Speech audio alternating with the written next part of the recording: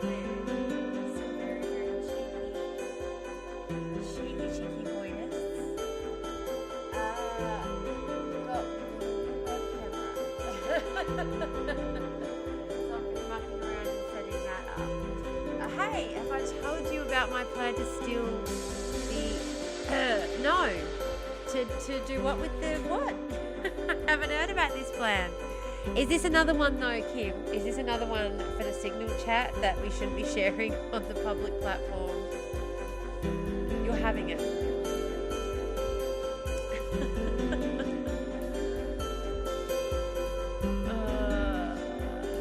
Now I've got to turn off this music. Yeah, sorry, that's the intro music. It usually pans out. It usually pans out on its own, but I've been a bit forgetful today. I've been having a few issues. So for those of you who don't know what today is, what is today's date? Welcome, sorry, let me start that again. Let's start again, shall we? Hello, welcome one and all. Welcome, ladies and gentlemen, boys and girls, friends beyond the binary, guys, gals, and non-binary pals. Thank you for joining us today in The Void. We were going to be having a special guest today, but they informed me that they weren't able to come on. And unfortunately, because of the day that it is today, I was unable to face coming on by myself to start off with. If you see a widely bearded man on national news, you were there. Yeah, okay. Am I an alibi? Just look. Okay, if I'm an alibi, you just need to send me the details. Send me the details, dude. I was told in mock court when my ex and I were fighting about my goat that he tried to steal by peeping Tom in my window. This was a mock trial. I was obviously one of the witnesses. The judge said that the reason that our side won was because I made such a compelling witness. So let's just say I'm pretty sure of my ability to sell an alibi. They just keep leaving it on the road and I want it. Any work's done. So today is the 24th of April. As I said, I wasn't sure if I was going to come on today. For those of you who maybe don't know, it is my wedding anniversary, which is also the anniversary of my soon-to-be ex-husband's girlfriend contacting me to let me know about their affair. So it's a double whammy one today. She let me know on our 13th wedding anniversary. Yeah, so it's a really fucking rubbish one. And I still went to my fucking appointment today. I still showed up. I'm here on stream. I think that's signs of progress, isn't it? That's signs of progress that we are... Oof. Sorry, I forgot about the tickety talk. She's a pretty girl. Can't forget about the tickety talk. Really can't forget about the tickety talk. Like, stupid thing. Sorry.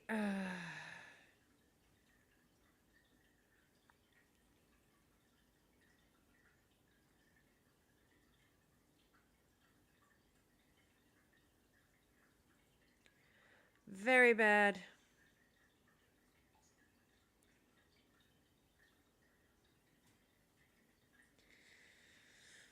Woo!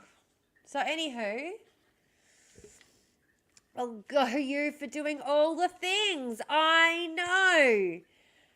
Go for me for still doing all of the things today. And I really do feel that way. Oops, sorry. I'm messing around with things when I probably shouldn't. I should probably just stop, but you know what it's like. Yeah, I definitely feel like it is. Oh, stupid thing. Yeah, I definitely feel like it is Go Me today. Yes. I did. I started the chat by saying that I was so sorry. I was fiddling around. I was playing with my new equipment because I was given a lovely new gift from all of the voidists. Now, I am looking terrible on the camera at the moment because I am still trying to deal with the camera settings. I will work it out. Yes, I'm not sure why these lovely people decided to do what they did, but they did, and I am very grateful to them. So a new camera. I wonder who did that. Yes, some wonderful voidists. Who would have thought? Who would have thought that being I have to change the the goal now because we got to 40% of the way to a webcam and you guys just went and preempted it like that. Come on. Come on. You'll have to change the Ko-fi goal. I will have to change the Ko-fi goal. I'll change it to a microphone so you can hear me. Now you can see me in stunning high definition. Every time I move, because of the lighting's changing, it's changing. I am going to... Yes. No. That's not what I wanted. Oops, there we go. Hey, Ames, how you going?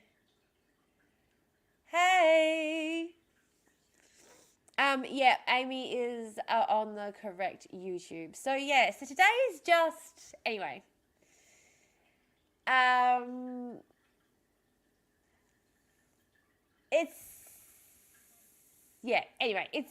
We're gonna get through it. We're gonna get through it, guys. We're going to get through it together. I feel like I feel like I wanted to come on here and talk about it because I didn't want to pretend that, first of all, I don't think there's anything wrong with admitting that I'm feeling shit today. Like, I don't think there's anything wrong with that at all. How's that picture quality? Is that better or worse? Better or worse? It's washing me out and I do not understand why. Anyway, go back to that. You need our community to do it today. Yeah, and I feel like as well, it's been quite difficult. Like, it's been a difficult year because I've been going through a lot of this sort of, especially since it all got really, the warm light was better. Yeah, I thought so too. Okay. I'm just going to keep messing with it a bit.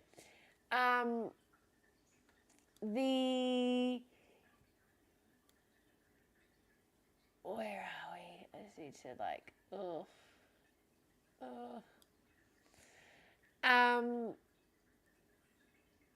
no, that's not what we want.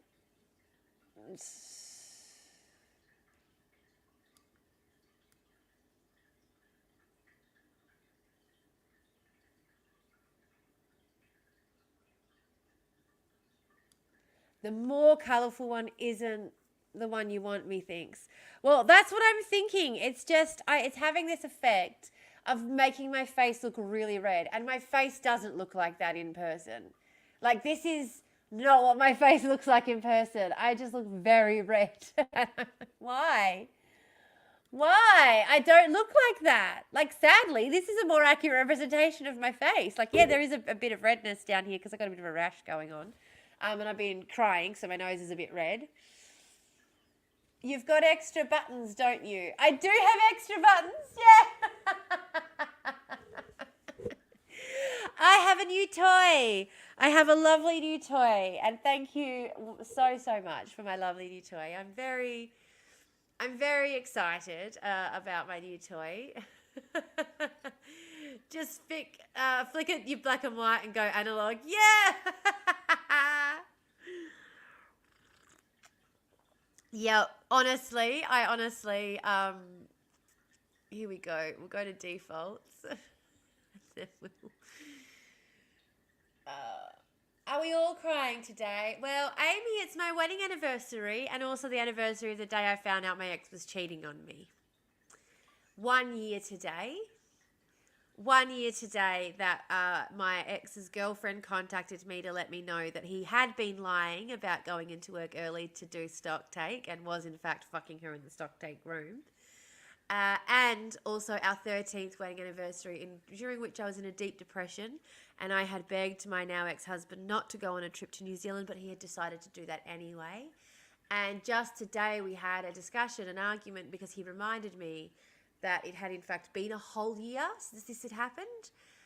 So apparently that's like the deadline. Like I should be over the fact that he was cheating on me for the entire time we lived down here with the young girl that he worked with, gaslighting me about it, sending me into a deep fucking depression, left me here while I was suicidal to fuck off with his family on our wedding anniversary. Didn't even consider the fact that his parents booked him tickets to New Zealand on our wedding anniversary every fucking year. Like, didn't even cross his mind. No, of course I don't need to be over the fact. I'm never going to be fucking over the fact. Like, you know, I'm never going to be over it. I'm never going to be over it.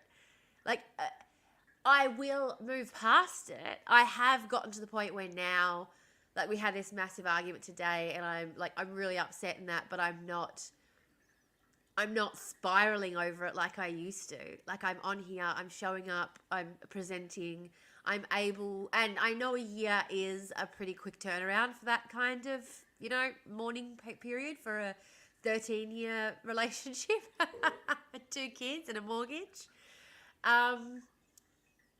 But he had done it to me before. I had gotten over it and I'd gotten past it before. Like I got past the cheating isn't the thing that I suppose really is still what is hurting. It's all of the hurt. Like today, what set me off today, and I know this is going to sound ridiculous, God, sorry.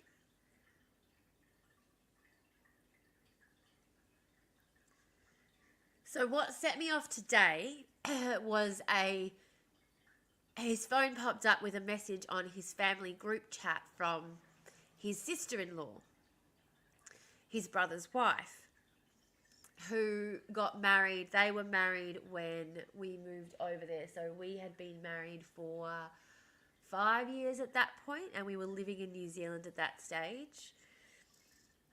So they've been married a couple years, and they've got a child together.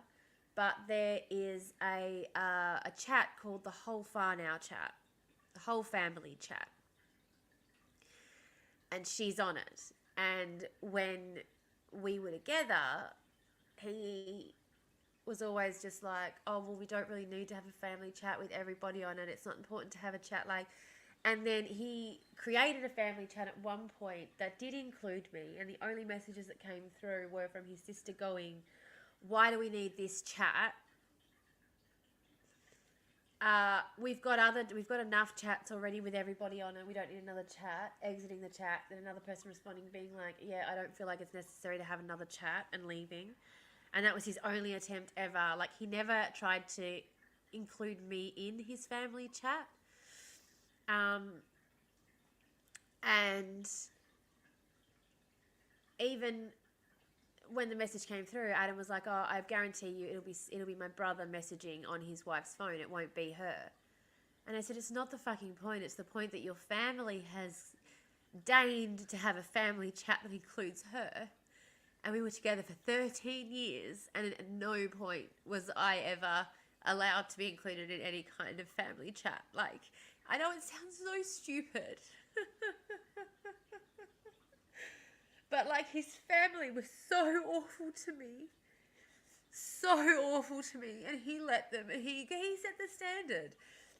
And it was like the worse he treated me, the worse they treated me. Like, it was just...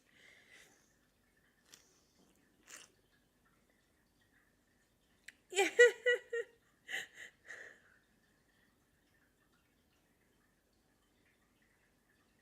The shit they used to pull on me. Like, the shit they used to pull on me all the fucking time. And, like, you know, I tried so hard because I just wanted to be accepted. Like, I just wanted them to accept me. I was a young girl. I was in a fucking cult. My whole family had ostracized me because I was dating this guy who didn't give a fuck. Like, when we first started dating, I told him he couldn't meet my family or they would cut me off. And he didn't give a fuck. He pressured me and pressured me and pressured me into meeting them till I finally introduced them. And that was pretty much it. Like, you know, and today, and this is the thing too, like, I turned around and I said to him that, like, he wanted to fight for custody because he's not getting any sort of, like, benefit from Centrelink anymore because of his income level, and because I've got them for, like, 100% of the time, but we've told Centrelink I've only got them 50% of the time. But because I've got them 100% of the time, he would end up paying me quite a bit of child support, and he keeps saying he doesn't have the money for that, but he also keeps complaining about not even a third, well, no, it actually is, it's a third of the amount that he's putting into the mortgage every week. He keeps going, because I'm living here, I should have to pay the whole mortgage. And I'm like, that is the attitude of a landlord. This is your property too. You also own this property. It is also your responsibility to maintain that mortgage. And yes, I am paying more of it because I'm living in the house. Like, I have the benefit of residing in the property, but it's your fucking house and you're paying a third of the fucking cost of living of the property. Fuck off. Fuck off. Just fuck off. Oh, anyway.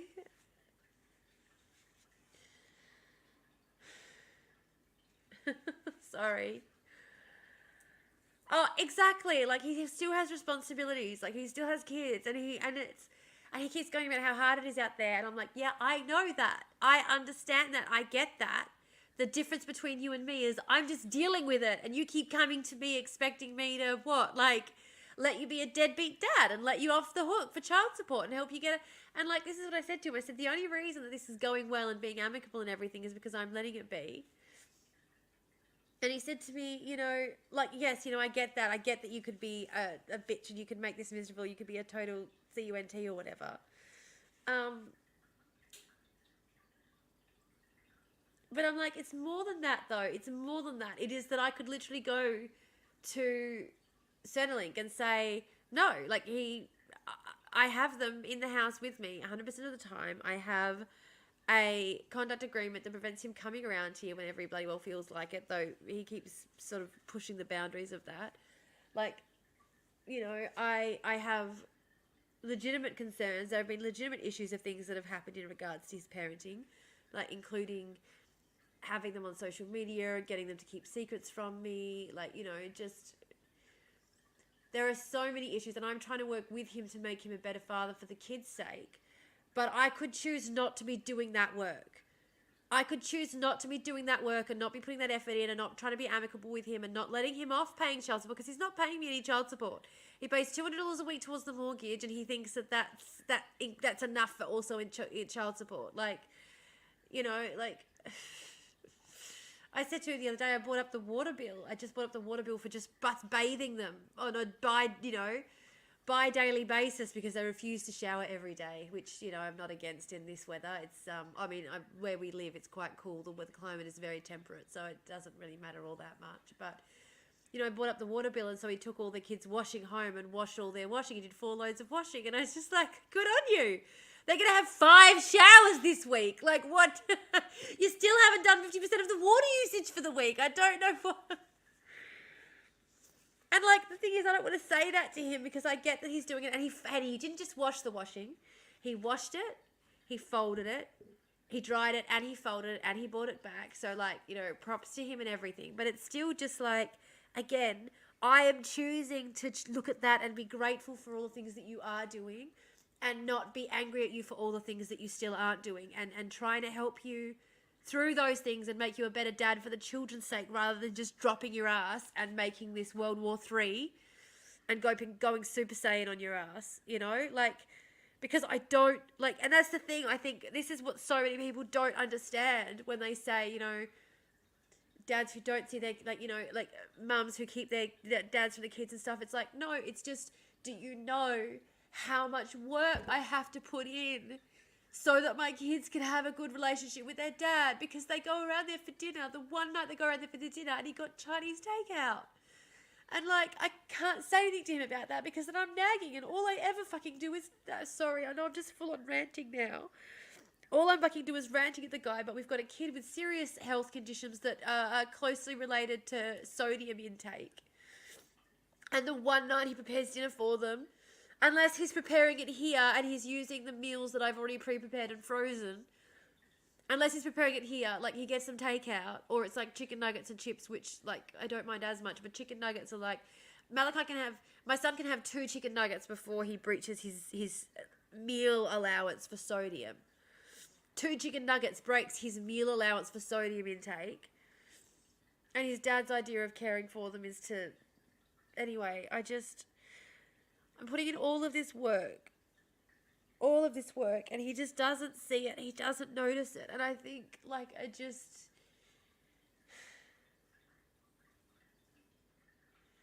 know, the song on the Tortured Poet Society I've been playing on repeat is the song called I Hate It Here.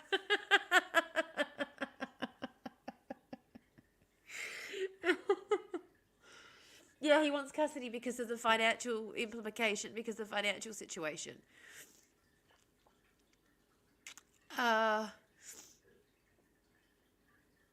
Sorry, thanks moderators. I can't today. Like I really appreciate the support, guys. I really do. Today, for anyone who doesn't know, today is the 1 year anniversary. Well, it's the 1 year anniversary of finding out my husband was cheating on me again. And what would have been my 14th wedding anniversary, because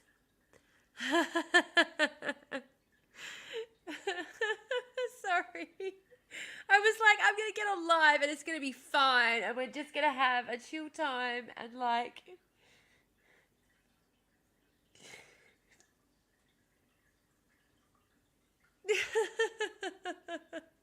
Yeah, maybe we all hate it here. That's capitalism for you, isn't it? Fucking yes.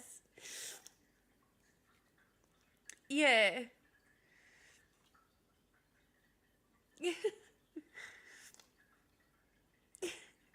Yeah, absolutely. That's the thing, is it's not, and like you don't just get to, that's what I said to him. I said, you do the same thing with the kids you did with our whole relationship. You set and forget.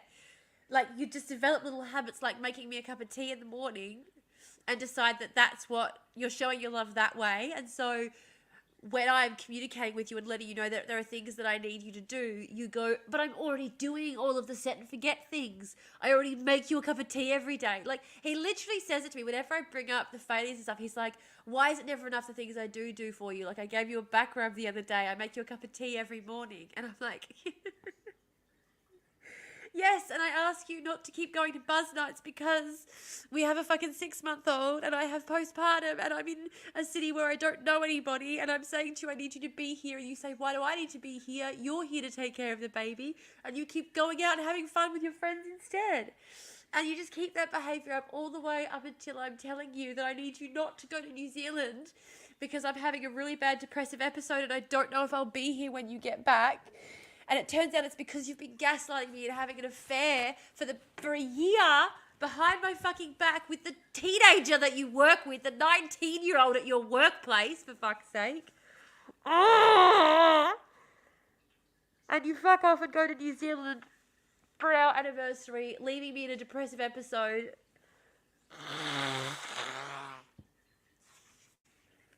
And then have the audacity to tell me it's been a whole year. It's been 1 whole year.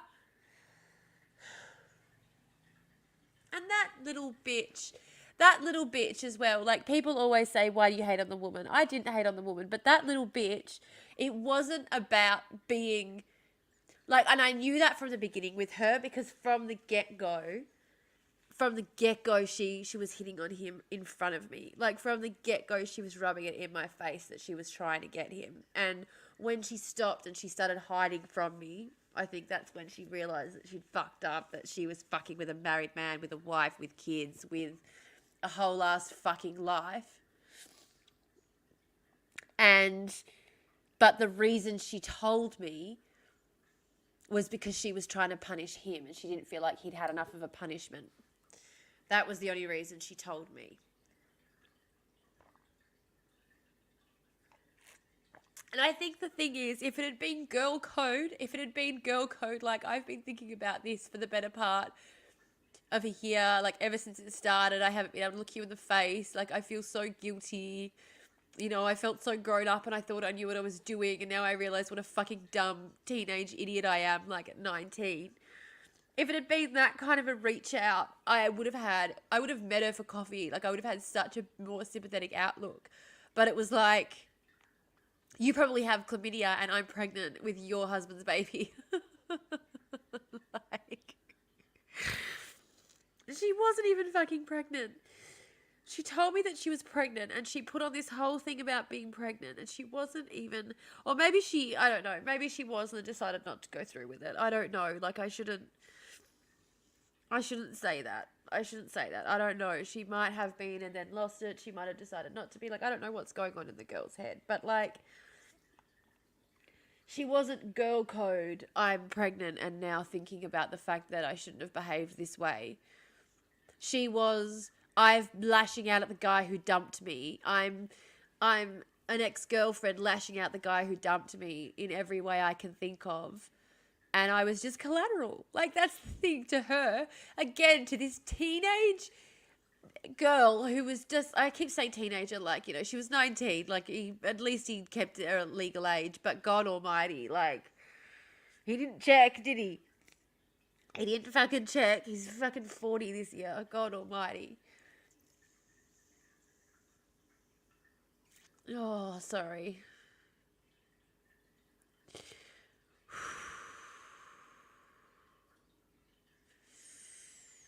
Yeah, no worries. Sounds good. Yeah, back rubs and cups of tea. What a fucking hero. I know. And not even, and the thing is too, like, it isn't even like he was good at that stuff while I was pregnant or anything. You know, while I was pregnant, he was fucking useless at it. Couldn't get him to do anything for me. Couldn't even get him to make me a fucking cup of tea. Like, he walked away from me and left me in public when I had morning sickness. Like, and I have all of these memories that it's not even like I can overlook them. It's all of these injuries. It's all of these hurts that you're constantly trying to forgive and move on from, because you don't want to be that person who is being bitter 50 years into a relationship. But it's like, at a certain point, you've got to admit that you can't keep forgiving someone who's not seeking forgiveness. He never once sought forgiveness for any of those things. He continues to think that he behaved completely fine. You know, he continues to behave as though...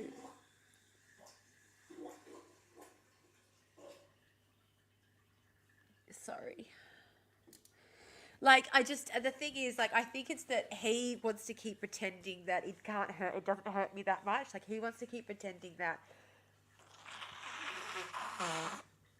because it makes him feel bad. It makes him feel shit. And I mean, that makes him a good person, I guess. That's nothing going for him. But his solution to that is to lash out at me. Oh, who are we talking to? Then leave. Some things should not be online, maybe. This seems so personal. I feel comfortable listening. Then leave. Then leave, Dad. Then leave. Like, this is what I do. I stream and I discuss stuff about my life with my community. And it's been a year. And it all happened on TikTok. I was getting this person reaching out to me through TikTok, leaving messages on my videos. A lot of the people who are watching right now were in my comment section when I found out that my husband was cheating on me. You know, it's not like, you don't get privacy these days. And it's not even a matter of like, you know, whatever, I don't care. Absolutely, I can block. And again, like, this person made this public. I live in a small town. Every single person in my town knows what happened. I was the local gossip for a long time. Because not only did it all happen, but it was like at the local watering hole, at the fucking local shopping center. Hey, it was the local gossip. Everyone heard about it. When when I would talk to people and I'd tell them a bit about what was going on, people would look at me and be like, your husband doesn't work at this store, does he? And I'd be like, yeah, he does. They'd be like, oh my God, I heard about this from my sister's friend's cousin. Like, that's the kind of place I live. You know? Yeah. It is. It really fucking is. And we just bought this house. Like, we bought this house in February, and in April I found out about the affair. And, like, he wasn't coming to home opens with me. He even when we bought this place, he had no interest. He was paying no attention. And I was getting so frustrated and so upset. And I started having... And it was so funny too, because even when my brother came and saw the place, when my sister came and saw the place, when everyone who's been here kept saying to me, the way you were talking about it, we were expecting that you'd made a massive mistake and you bought a lemon. But this is a beautiful home. It's got a gorgeous layout, beautiful flow through. You know, we can really see what you're talking about with your redesign plans. Like, what were you talking about? Like, the way you spoke about it. Because when I got the call that settlement had come through, I threw up. I sat out in the back lawn and I threw up, and then I cried. And it was like my entire... And I'd been vomiting every day before work for months. And it's like my body had been trying to tell me something, had been trying to warn me not to do this.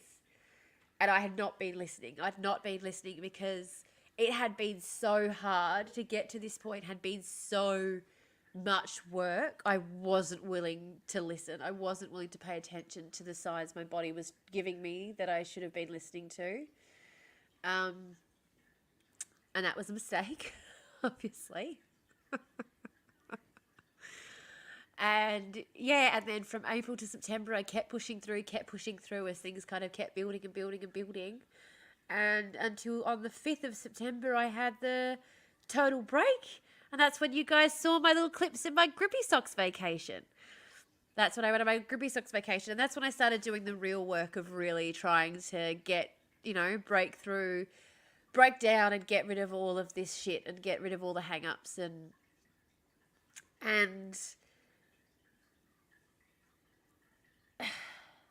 you know, like, try and build something better from that. Because I had been on such a good track when this had all happened too. We'd been on such a good place. We'd just started the Housing First initiative. We were supposed to be ready to run in this federal election. The plan was to run in this federal election, and we were having like weekly meetings and stuff. Like, I had a team on board. That team have now had to go, like, found other things to kind of occupy their time,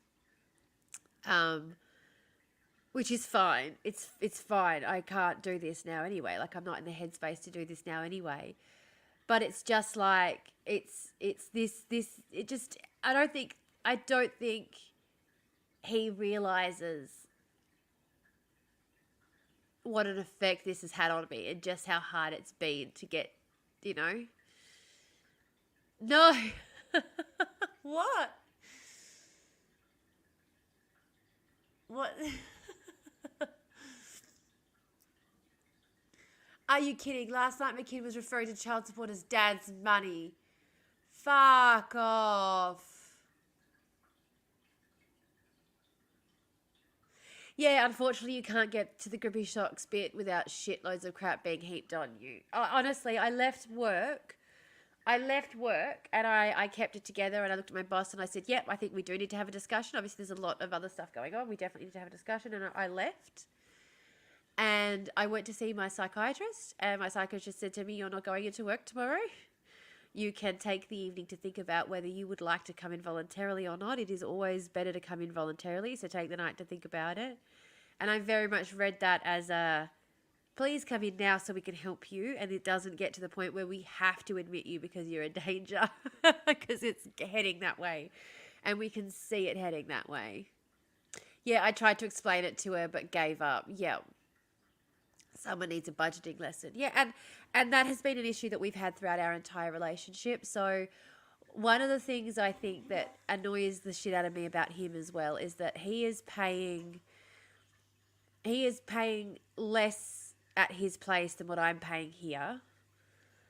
So what I'm paying a week here is the same as what he is paying for here combined with his place on rent. He gets rent assistance, I don't. So in terms of our living home expenses, I am paying the same for our mortgage as what he is paying for his contribution to the mortgage and his rent combined. And he keeps complaining to me about finances. And he's not paying anything else. He's not paying child support. He was buying groceries. He was buying groceries for a while, and then he kept complaining about that, and so I took that back over.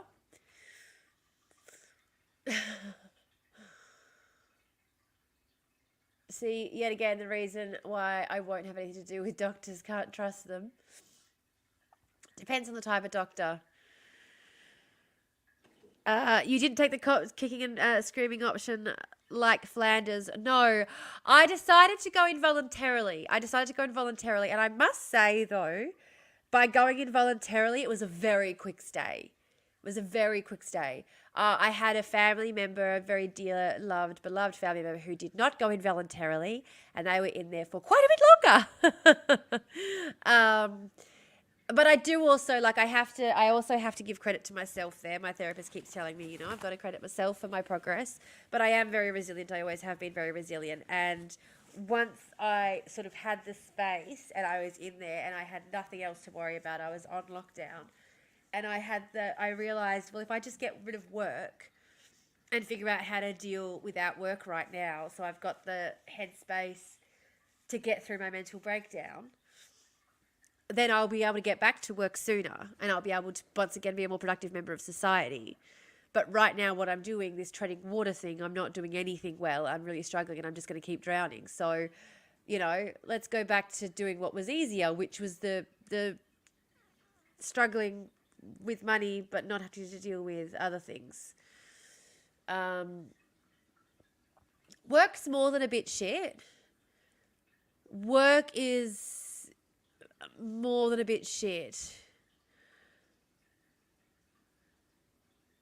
Yeah, right. And I think the thing is for me as well,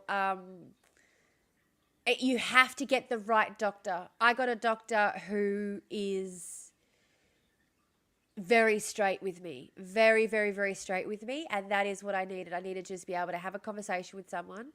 And even today when we had one of our last sessions today was my last medication review, which is all going well.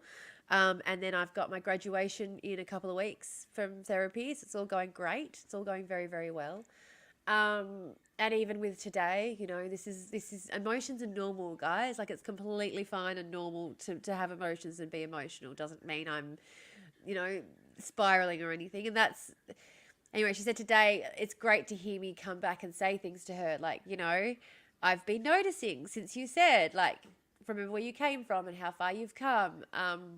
I've been noticing that. I've been noticing the difference. I've been noticing my resilience. I've been noticing that even when things knock me down, like today I had an argument with Adam and I got out, I dried my eyes, went for a drive, got to the therapy appointment I needed to get to, dealt with my appointment, got home, had a cry, got online, had a cry.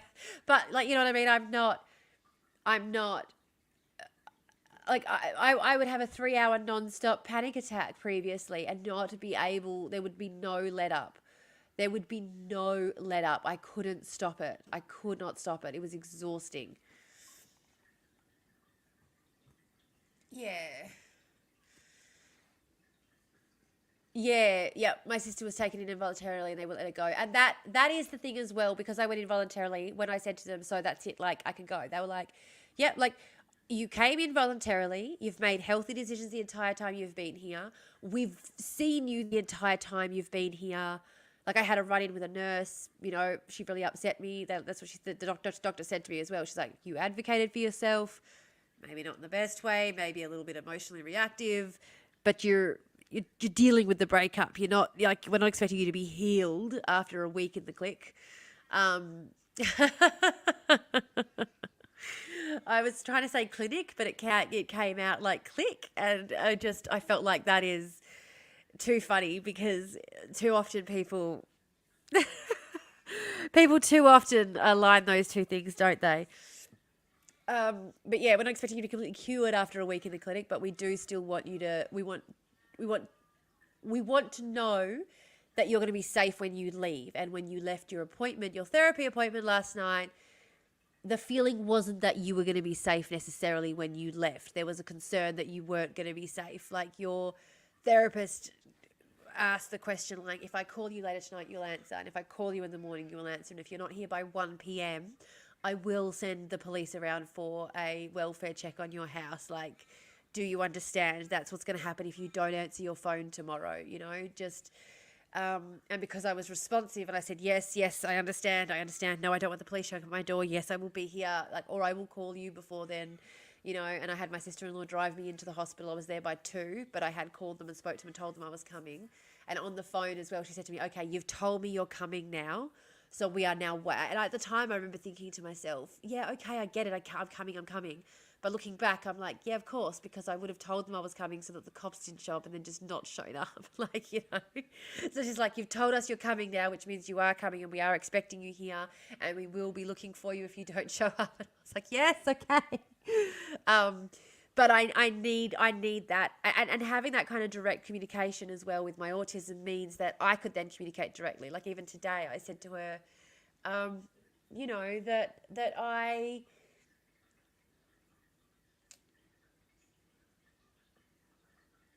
am feeling like I'm feeling like I want to be able to do things like scale back on my medication and maybe look at getting a shift at the bar once a week, something low stakes, low mental pressure, low mental load. Which, again, my therapist laughed when I said I'm going to go maybe do hospo, something low mental load. This is the psychologist, I should say, the psychiatrist who does the medication review. He laughed and he just said to me, what... I find it incredible that you would think that working in a bar would be low mental load. And I'm just like, okay, all right, sure. Rightio. I guess people don't have any idea how bad the housing crisis is. I don't know. He's a psychologist. He's a psychiatrist. I thought that was a real job. You're dealing with real people's problems. Like, you're dealing with people's psychiatric issues. I thought that was a really real job. But obviously people don't know how bad the housing crisis is, or people are able to cut themselves off from that feeling of dismay at how bad things are, maybe in a way that I'm not able to, especially not when you're being faced with it every single day. Yeah, no, they haven't got a clue. You're right. They just really haven't got a clue. Yep. Yeah. Yeah.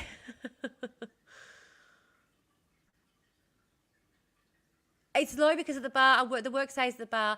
And even the bits that are stressful and tense, I know how to handle them. There is never when you have someone come to you who has issues and you are trying to go through, or you have to try, it's like every single time it's a game of hide and seek or cat and mouse or finding a needle in a haystack to find the right service with the right funding to be able to fit the client's needs, to be able to support them with the issue that they're having every single time. Whereas at a bar, every single night, it doesn't matter how much any person has had to drink. It doesn't matter how drunk they get. I know how to deal with drunk people. And so I'm never going to have an issue. Like, I worked in a bar where this guy, the floor manager, kept getting people taking swings at him, to the point that he used to send me out on the floor, the glassy. I was hired, my mate hired me because he needed someone reliable to show up and just do the fucking job. And he quite often, would put me in the glassy section. But he hired me to be on the bar because he wanted me on the bar because this was 15 years ago, young, attractive woman on the bar selling cocktails. Men are big drinkers. Always good idea to have an attractive young woman on the bar if you're selling expensive drinks at a cocktail bar, because men tend to not come up to the bar as often in those kinds of places. They'll go to the pub, but they will if there's someone at the bar that they want to come up and talk to. So, but that also means that those same guys who've been coming up and ordering all those drinks and getting hammered because they want a chance to talk to you who now have to be asked to leave because they're getting a little bit too far past it. It doesn't matter how bad they get. I can walk up to them and say, hey, come with me. We need to have a bit of a chat. Come with me. We need to have a little bit of chat, and take them outside. You know, and say to them, now that you're out here, you have to stay out here. This is the bouncer Mike. He's going to make sure you stay out here. And if you try and come back in, that's when we get other guys in to help make sure you stay out here. And we don't want to do that. So do you need help getting a taxi? You need help getting a ride home? What can I help you with? Young, attractive women don't sell drinks. What are you talking about? Yeah. Absolutely. Worst thing you get is drunks. Absolutely. Absolutely. I don't think people realize how hard it is to work with vulnerable people. No, because there is no simple fix. And the minute you get them enough help to help keep their chin above water this week, all hope of other services and helps and supports disappears. You have to try and find a golden nugget, something that is actually going to help this person, a program that they can stay in, that's going to help this person, which usually happens through healthcare facilities. Unfortunately, we tend to find a lot of support and things. Hi. We tend to find a lot of help and support through medical professionals for ongoing support for people who need ongoing help. And it's usually, unfortunately, because people have got chronic health conditions, or because people have been in poverty for so long that they have developed conditions. So, for example, people who are severely malnourished and they have to go on food. We've got many people now in the housing and secure space are going onto these eating programs. And the health services will provide them tins of sustagen to try and help keep up their caloric intake. And so they go in every week to the service to collect their sustagen, and they'll do a checkup on them on other areas of their life and see how they're going in other areas of their life at the same time, and then try and help get them services and support that way. So that's something that has been helpful at the moment, because there are so many who are dealing with food insecurity, and it's become such a massive issue in the regions. And this is what I think people don't understand when I talk to them about the fact that there is literally a food program that we have out here designed to give people sustagen so that they can not starve to death. In my world that I work in, that's one of the things that I have to cope with and deal with. And then people ask why I get so angry and why I'm on here yelling all the time. I don't know. Maybe because of all of the shit, of everything that is going on in my life, the thing that I find a reason to get up and deal with and get angry about and get motivated about it every day, because it's just so abhorrently unfair, is the state of housing in this country. You know? Yep. A woman with suspected asbestos, and people don't understand as well. I've had clients with suspected asbestos, and the housing department and people within the system act like they're making a big deal out of nothing. And I'm just going, like, that cancer, the lung cancer, the crystallizing of the lungs that you get from asbestos, that killed my mum's dad. That's what killed him. So it's not like, I don't know, it just... Asbestosis is the disease, is it? No, there's another name for it, though, as well. There's another name for it as well.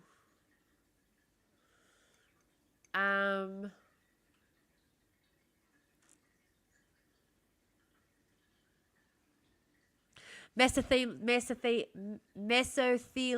that's the one. Mesothelioma is the one. Thank you for that. Yeah, but that is the problem, is that it's only in these houses that are older and are breaking down. And when it first starts cracking and it looks like a crack in the ceiling or a crack on the wall, and you can't tell because of the age of the house, you can't tell if it's horsehair canvas that they've used or if it's asbestos without getting someone out to look at it.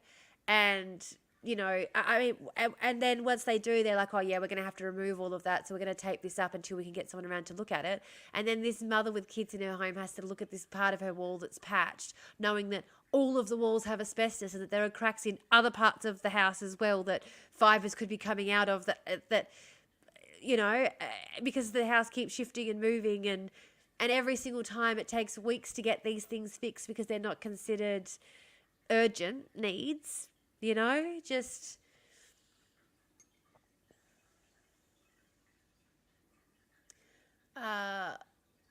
siliconosis is the same thing with silicone, is it? I talk to dying people daily. Yeah, it's honeycomb lung. It's horrendous. Yeah, a few different things they can do than others, but some worse than others. Yeah, my house has asbestos in it. Yeah. Is that our little minotaur, is it? Emery was sending me some lovely little artwork that they've been working on for us for the chat as well, which I'm very excited to see. No, Amy, I don't envy your job as well. And I had this discussion as well with the ex today, because they were kind of saying, you know, it's really hard and they're having a very difficult time at the moment and all the rest of it. And like, you know, and I kind of just said to them, they said, you know, we can't both be having a depression stint, you know, stay at home and be depressed stint. And I sort of said to them, okay, you don't understand though, because if it gets to that point, then there's not a choice. Like, it isn't an option.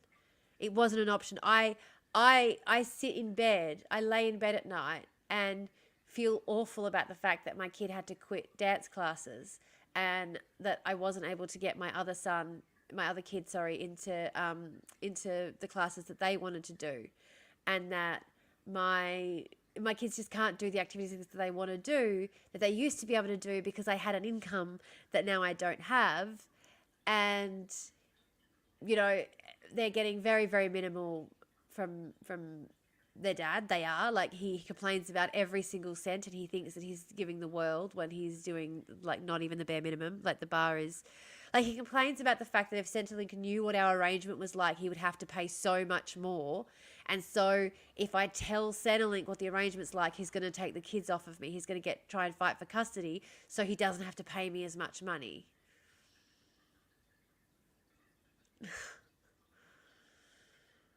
Yep.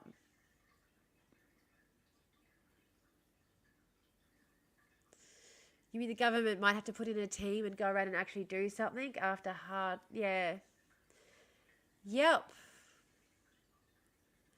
We didn't Frenchie the managements. Yep. Yeah, see what the court reckons, Bob. I've been trying to avoid that. I've really been trying to avoid that. And it's actually been a big thing on my mind because I was supposed to have a meeting with my lawyer in February that I didn't have, and my lawyer hasn't contacted me, so I do have to contact him about that. It's been a big thing on my mind about whether, if he keeps doing this, that I just, yeah.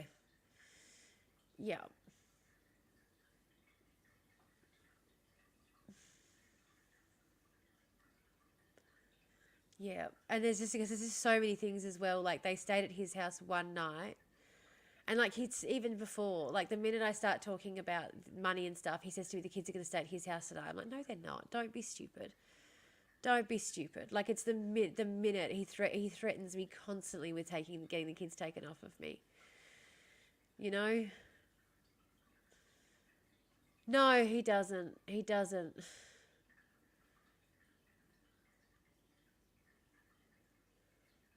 I don't know if he is all talk. That's the thing. That's what worries me. Yeah. No, exactly. No, and that's what I was crying about before. That's what really has been so misery making for me. Is just how much work I have to put into keeping this relationship amicable.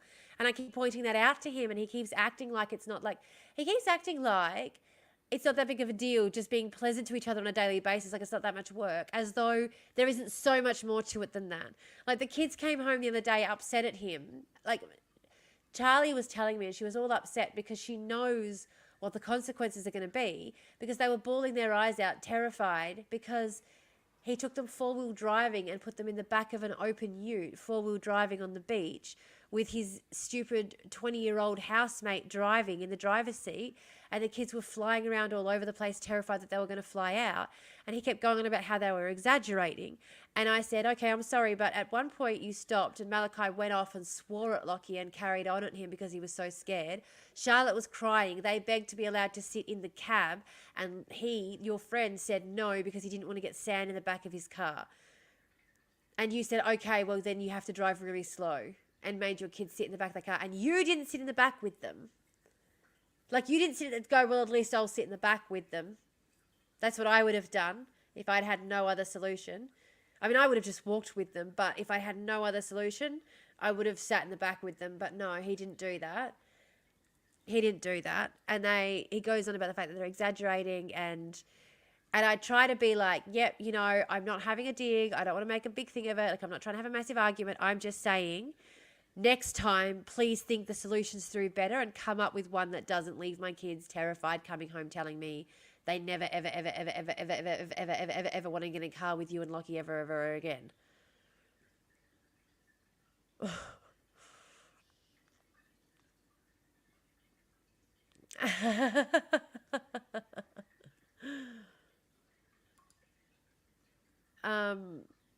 Oh, hi. Yeah, just walk home. Yeah, just walk home. No. And this is the thing I mean, like, about people who just aren't, like, they're not willing to do the work. Like, this is what I keep saying to him. You show us and you show me every single day, and you did it the whole way through our relationship too with your family. You showed me every day where I came on the tier of things because of just how little time you were willing to devote to thinking about things like my comfort. And you've just done it with the kids. They were terrified in the back of the car, and rather than devoting any time to thinking about their comfort, you were just like, well, just suck it up. You just wanted them to suck it up. You didn't want to have to take any responsibility for them. You wanted them. You did the same thing to me throughout our entire relationship. You didn't want to deal with it, and so told me just to suck it up, except that they are children, and it's your job. You're their father, and if you're not at least going to do that for them, then you can fuck off. Sorry.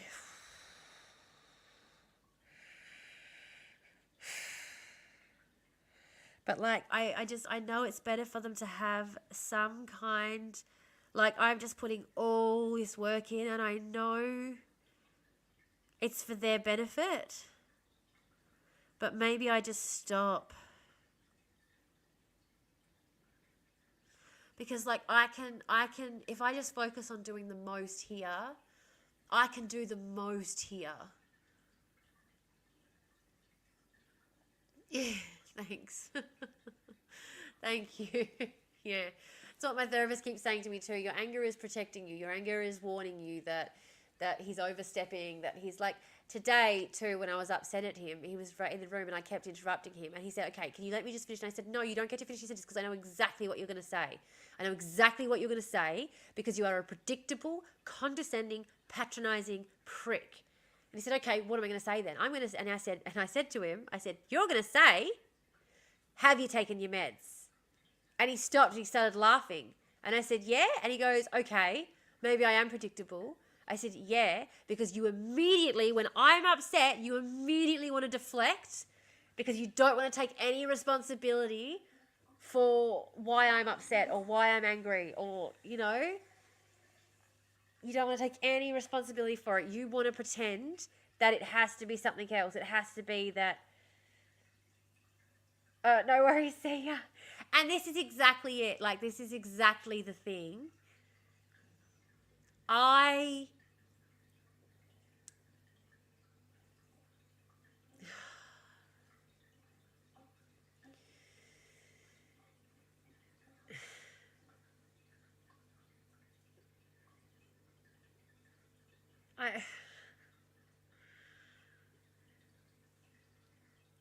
oh,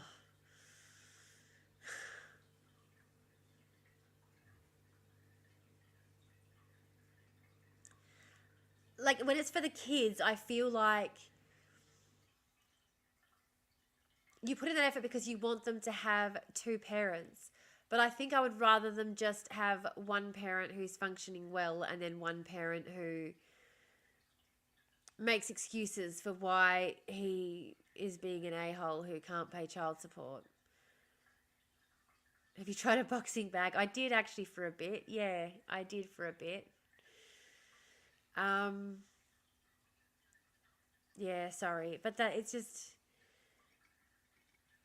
it just takes so much energy. Not even, and that's the thing, just not even just to squash down my own feelings and to ignore how I feel about him, but also just to constantly be trying to communicate with him in a way that he will find receptive about things that he needs to be doing to be a better father and a better co-parent.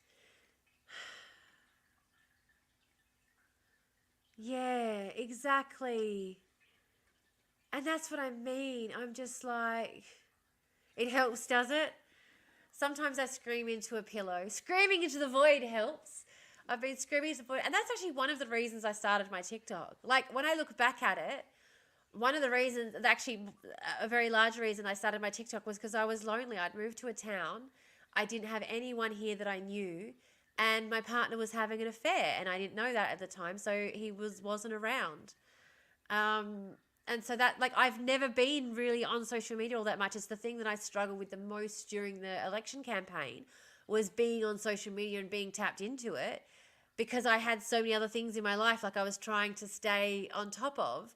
Um, and when we moved here and I didn't, I had work and that was it. Slamming doors is meant to help, but I can't handle the doors falling off the hinge. And I don't find slamming doors helps. I find the noise really disturbing. It really bothers me. Um, yeah, I can't handle it. Yeah, I got what you meant. I got what you meant. No stress. No stress. But yeah, I don't think anyway, I don't think they appreciate at all. And like and again, just as far as the medication things goes, I know that it's not my medication because I'm able to self-regulate again very quickly. He's gone. I'm fine. I'm on here. Like, I had a bit of a cry. Now I'm fine. I'm having my coffee. I'm wishing I hadn't had such a big long cry because otherwise my coffee wouldn't have gone cold.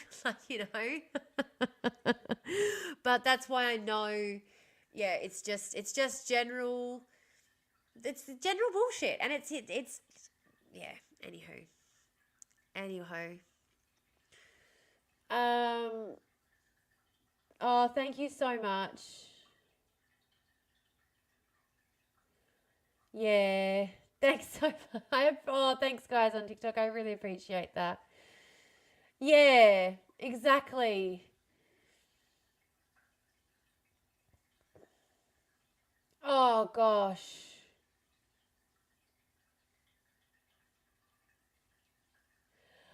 Um, Most houses, priest houses have asbestos, yeah. And the problem with the child support, cold hot drink, the problem with the child support, in particular, the reason he's getting away without paying it is because he's threatening he's threatening to try and take the kids off me because for him it would be cheaper just to stick them in daycare than to let me parent them full time and be here with them in the afternoons. And so he would rather pay, yeah. So if I tell them that I've got them 100% of the time, which I do, and that I'm not working, which they don't realize I'm not working. They have me on 70K a year at the moment, which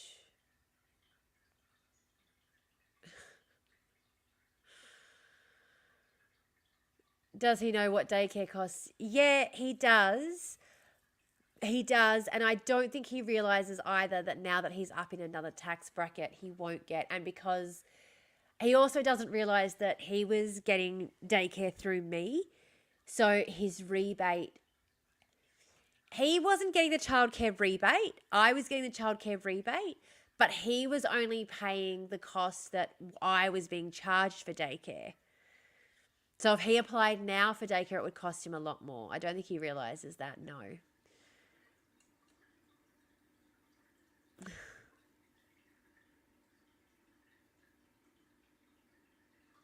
Yeah. Yeah, mine had that delusion too. They think that, yeah, they think because, yeah, and I don't need daycare, so I won't be applying for it again, and I'll be telling them that no, like, that's not. And, like, even just, like, all the whole way through,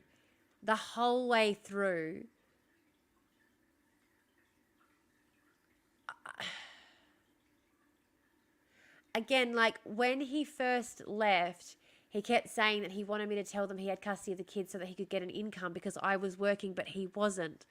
But I had full-time custody of the kids and I was working, and he wanted me to tell child support that he had custody of the kids so he could get some kind of income, meaning I'd be paying him child support so that he could find a house rather than him just going and getting a job. Oh. Yep, so many inadequate fathers threaten full custody instead of child support. Yep. And I think that's the thing too, is that because you're a good mum or you're a good other parent, you let them get away with not paying child support in order for the peace for your kids, in order for your kids to have, like, because he's going to make it awful. If I start fighting him on it, he's going to make it awful.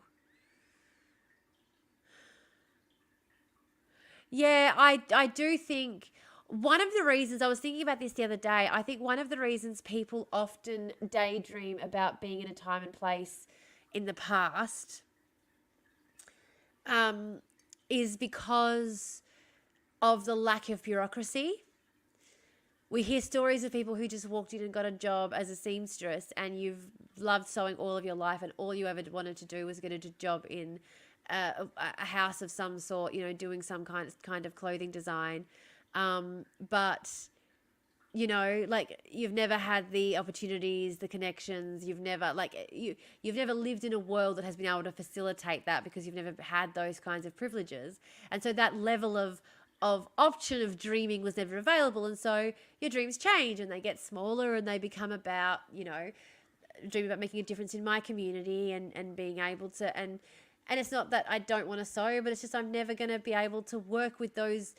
Like, I'm never going to be able to work with the fashion houses I spend hours watching shows of. I used to watch when we first got Foxtel.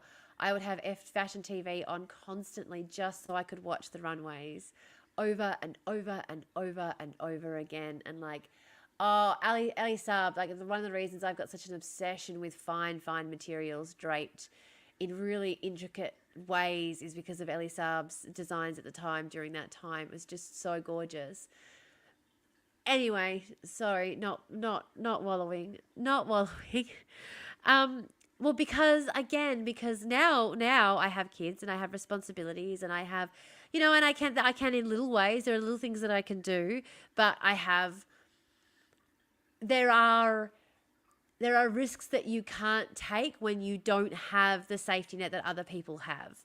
Like, from a very young age, yeah, because the privileges all dried up and died and the bureaucracy all got put in place to make sure that no one else could come in and take the privileges, definitely. And I don't have the safety net of banker mum and dad. I don't even have the safety net. Like, I am the safety net. I've always been the safety net in a lot of respects. And that's, I'm learning to love certain things about the harder parts of my life because it's culminated in the person that I am today.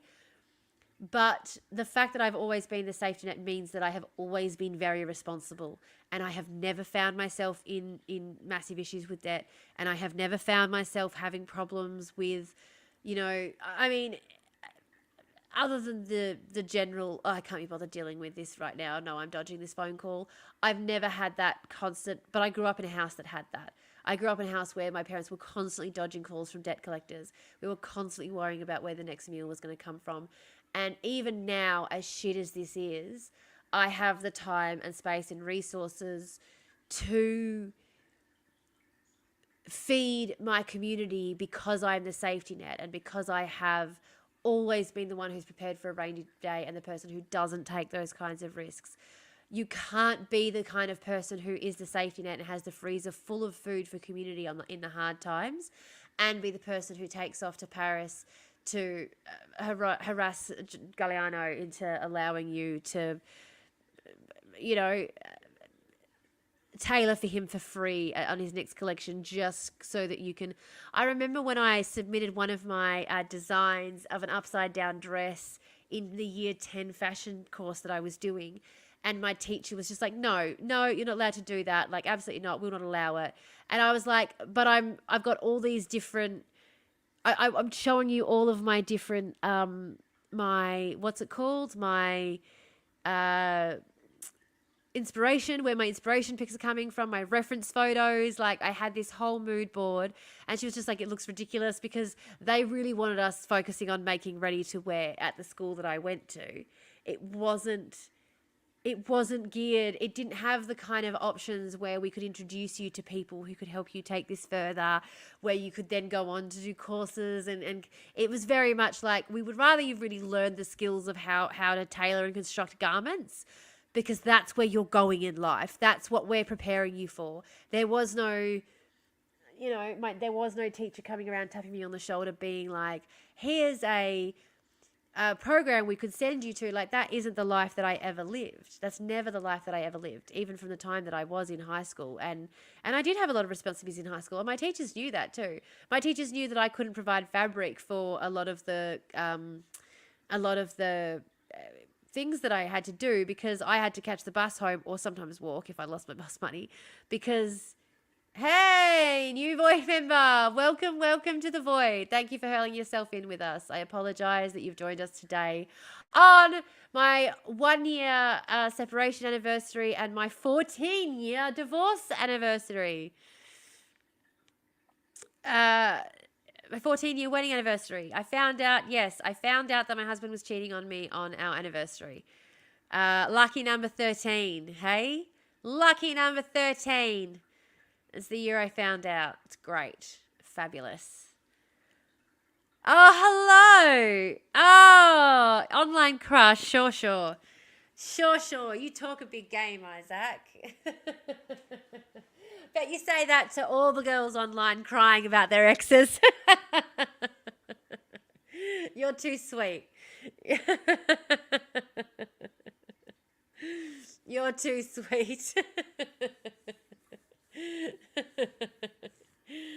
No. A pinned a comment. You're a dag. You're a dag, Belle. No, but thank you for the comment. I do appreciate it. I can use all of the primping today. Trust me, I am feeling all of the awfulness. I'm feeling all of the awfulness today. It's a fabulous day. God.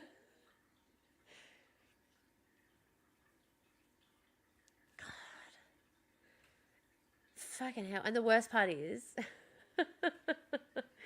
it reminds me so much. You are. Oh, you're a sweetheart. You're a sweetheart. You're a dag is what you are, really. Oh. I just keep hearing that song playing over and over in my head again. I hate it here. I just fucking hate it here today.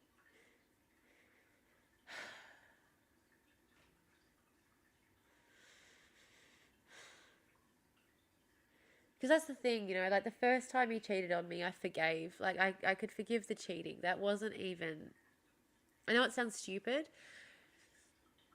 but for me, it's just like, I've never had that view. Like, when you expect a certain amount of commitment from someone, then you expect that level of commitment from them. But like, it's not exactly like, thanks, Isaac. Thanks. You don't have to hang around for the tears. Don't worry. I'm just going to be crying intermittently all fucking day, though, honestly.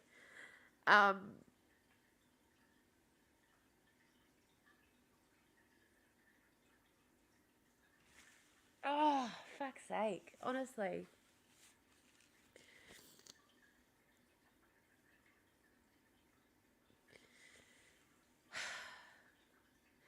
But like just realizing, as I said, realizing that he was never at he wasn't trying to change or improve.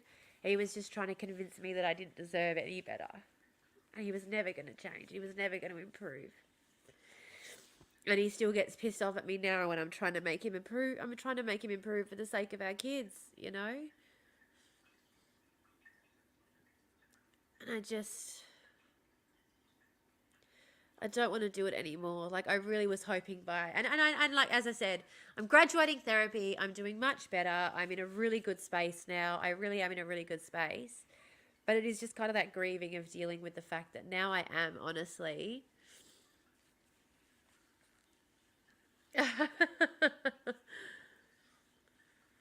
Yeah, exactly. It's about the trust. It's about the trust. And I could move past it if he was willing to admit that it was a mistake. But like he devoted so much time and effort and attention to hiding it from me and trying to pretend it didn't happen and gaslighting me rather than just dealing with his shit and becoming a better person. You know, and I the first time I forgave him and I was just like, okay, we're going to give this another go. He's saying that he's depressed and it's his mental health that's the issue. So let's fucking move to New Zealand. Do you know what I mean? And I said that to him today as well. Yeah, exactly.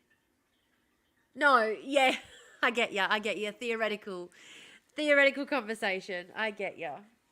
I do get you. But even today, I was saying that to him, you know, you still don't want to admit or own up to your shit. You still don't want to be called out on it. You still want to pretend, like you say to me, it's been a whole fucking year, as though it's not supposed to hurt at all that you could do that to me. And it's like, I don't give a shit about him. I do not give a shit about him. Like, it's not about him at all. Like I said, what it is that set me off today, again, it's ridiculous me.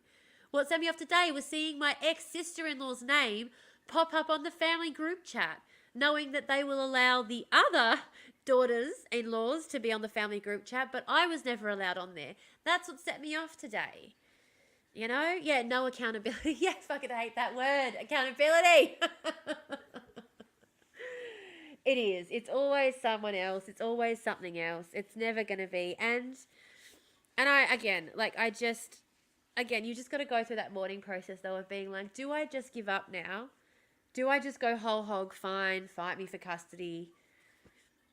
Fight me for custody. I'll get 100%. I won't have to deal with you anymore. You can send me a check through, you know, family services once a fortnight. Do I just do that from now on? You know? I don't want to do that. I want better for my kids. But I can't keep, like, as I said, I hate it here. I can't keep putting up with this. Yeah. I live in New Zealand and I still get depressed. No. Oh, I reckon there are some pretty, if we get a warmer island, maybe a bit further north in the Pacific, yeah, and then we get the cult moving over there. That's a good idea. Doesn't Centrelink collect it through pay as you go? They can do. Yep, you can set it up so that they collect it for you. But again, to try and keep things amicable, I have always kept it as self-collect. To try and keep things amicable, I will not be anymore though. I will not be anymore in any way, shape or form. Definitely not. Definitely not. And yeah, and that way you can pay it before you pay your tax too. You get to pay it tax-free. Who doesn't want to pay their child support tax-free? Yeah. Oh, you don't go live. Let's cry together. Why don't you go live anymore? Yeah, absolutely. If you want to jump on, absolutely jump on, Isaac. I wouldn't mind having a yarn. I was going to say you can always jump on the Twitch stream too, where there's no one there. Well, when I say no one, it's just the voidists. It's just my mates. It's just my friends, the people that I'm whinging to. It is easy to go through child support, yeah.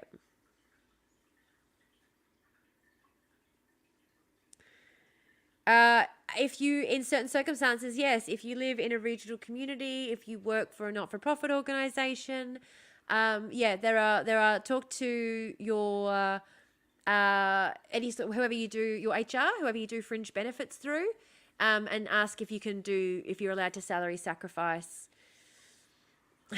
I'm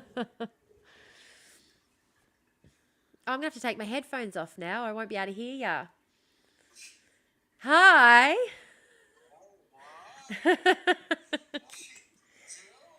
Fancy seeing you here.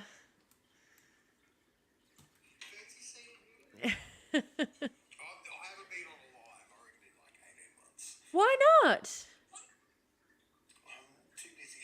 Too busy. Far too busy for us now. Really?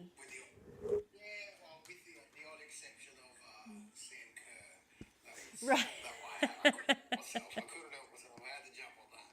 I did like seeing your take on that, I must say. That was pretty funny. Yeah. So what have you been doing instead then? What have you been doing with your...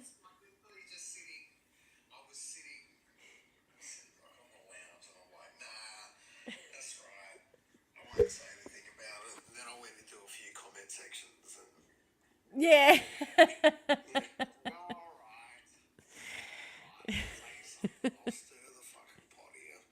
Can't help it. It did. It did.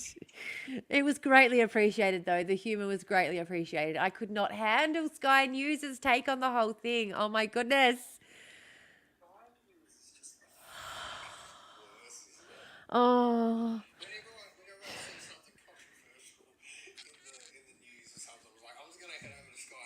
Yeah. Get the right-wing extremist take on it first so I know what I'm really dealing with, what I'm really replying to. What are the racists saying? That's what we really need to know.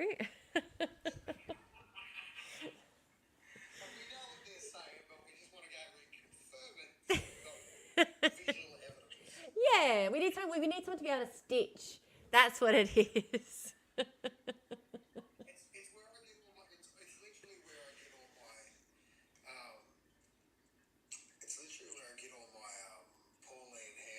Inspo from. Yeah. Air her. Yeah, because everyone else has worked out what they're doing, and it's getting too close to the actual point of boiling pot. No one wants to show that they were giving the Nazis a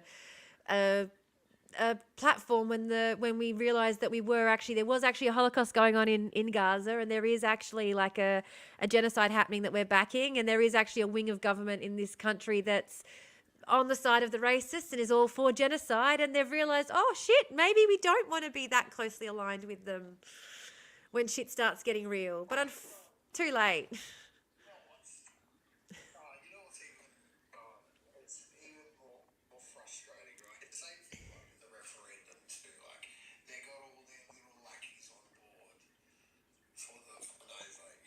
Yeah. Yeah.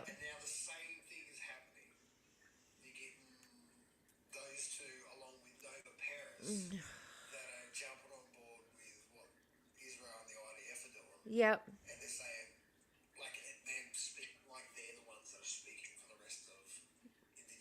Yeah. Yeah. Like, no, I'm sorry. Yeah.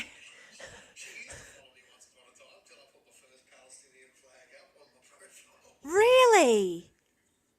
Gosh. How can she say she's real mob though if she can't recognize colonization? If she can't recognize out and honest, true blue honest colonization, how can she call herself mob? Like, what is that?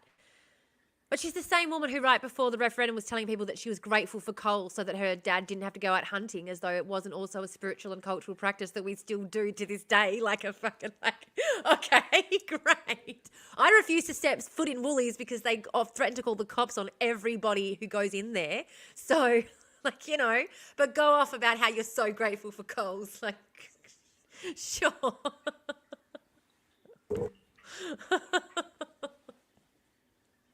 Sorry, she annoys the shit out of me. Yeah. Oh. Hey? No.